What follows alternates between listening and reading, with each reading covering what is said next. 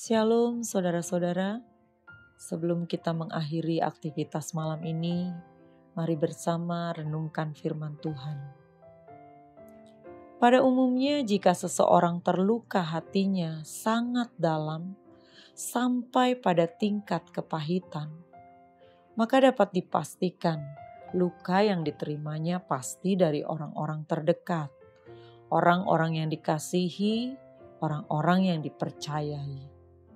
Hampir tidak ada orang yang merasa kepahitan karena perbuatan tidak menyenangkan dari orang yang tidak dikenalnya. Misalnya ada supir angkot yang marah-marah dan memaki kita saat kita membayar tidak sesuai tarif.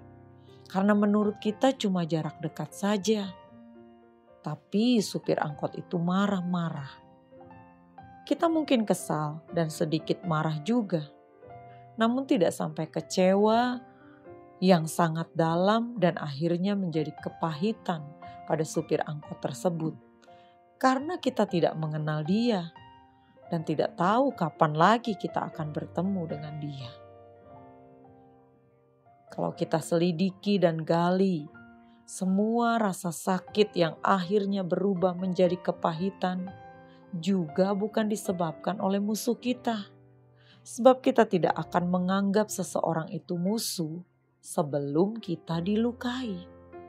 Pada awalnya mereka adalah teman-teman dekat yang kita kasihi, akrab dengan kita, keluarga yang kita pedulikan, mungkin mertua, ipar, menantu, keponakan, sepupu, atau orang tua, bahkan yang paling dekat dengan kita, yaitu suami atau istri yang kita cintai dan kita percayai, yang akhirnya menjadi musuh atau memusuhi kita.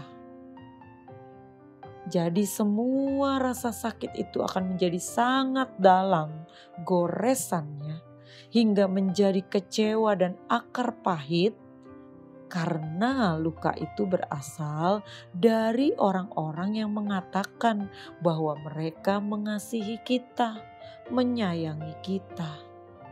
Dan ternyata kasih itu hanyalah pura-pura. Kasih yang sementara, kasih yang mudah hilang, lenyap dan pudar. Berganti menjadi pengkhianatan, menjadi ketidaksetiaan. Kasih yang akhirnya menjadi iri hati, tersinggung, dan banyak hal lainnya yang membuat kita kecewa teramat dalam dan mengarah kepada kepahitan. Satu hal yang harus kita sadari, bahwa kepahitan itu sebenarnya merugikan diri sendiri. Dampak dari kepahitan itu akan membuat kita tidak bahagia. Kita menjadi orang yang mudah cemas, mudah tersinggung, gelisah, stres, dan pada tahap akhir menjadi depresi. Itu sebabnya Tuhan menginginkan kita tidak menyimpan kepahitan.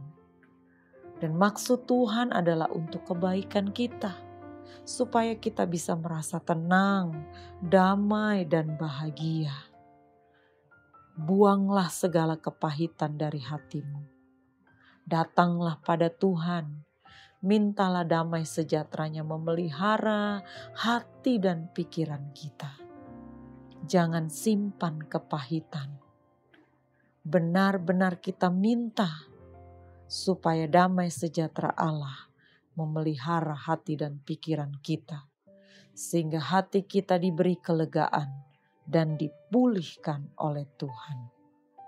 Selamat malam, selamat beristirahat. Tuhan Yesus memberkati.